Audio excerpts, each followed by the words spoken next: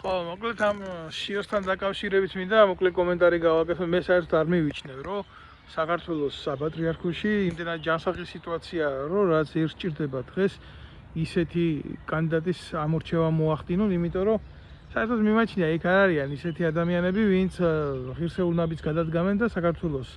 პატრიარქად მოვა ისეთი ადამიანი, რომელიც დღევანდელ სიტუაციაში ვერს დაუდგება პირველ რიგში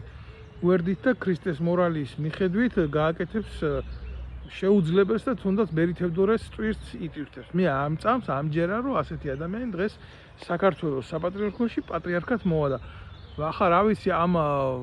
ვასაძეების აი ეს გმირი რაინდი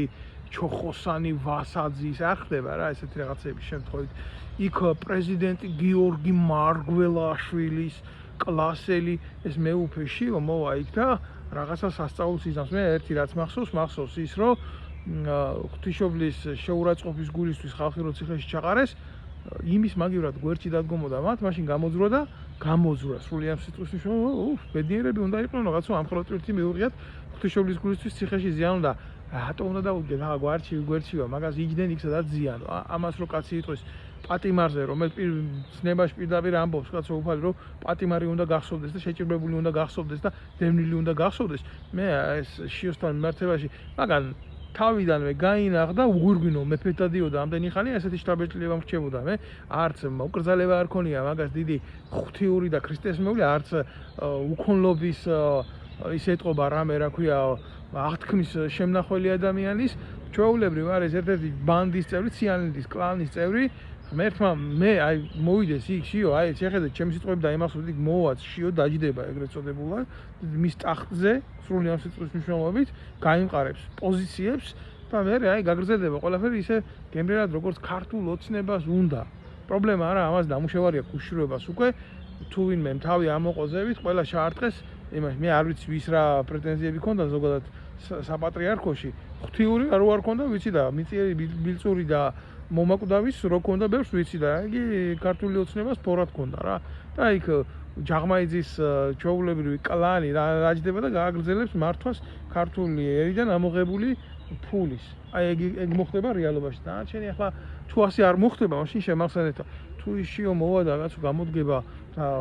რომ მოვა მაგაში ეჭვი არ მეპარება რა რო შედგება ეგ დაჯდება კაი ტიპი რო იქნება და ღვთისკენ წავა მაინც და მაინც მე მოვხდი აქედან მაგას ბოდიში მე ახლა მე რა კომენტარი უნდა გავაკეთო მე თუ მე ვწდები მე მოვხდი ბოდიში ხო მე ცოდვილი ხო ოღონდ თქვენ შედეგით ღვთის გზაზე და ოღონდ თქვენ იყავით კაი კაცები და კაი ადამიანები და კაი სასულიერობები და ოღონდ თქვენ გამოადექით საქართველოს და მე ვიქნები ცუდი მე არ მაქვს პრობლემა მე დიდი ეჭვი მეპარება მაგაში რომ თქვენ იქნებით კარგები თქვენ იქნებით კოცები და შეკრავთ ასე ხელს და ხელი ივლით და როცა დაგჭირდებათ გამოიყენებთ მე ერის ღმერთის ქვეყნის თუნდაც კაცოგერ გვიწერია უნდა დავლოცოთ ხელისუფლება და მხედრობა მისიო და აღაპყრობთ ხელებს ზევით და ამოუღებთ ქართველებს ჯიბიდან ფურს და დაჯდებით ყანდურებად ეგ არის სიმართლე მძიმე და მწარე სიმართლე და რა ვიცი ხა შიო საიდან მოდის შიო საქართველოში დიპლომი ყოფილა მთავარი რუსეთში რო გაიარა რაღაც სასულიერო სემინარი დაამთავრა იქ და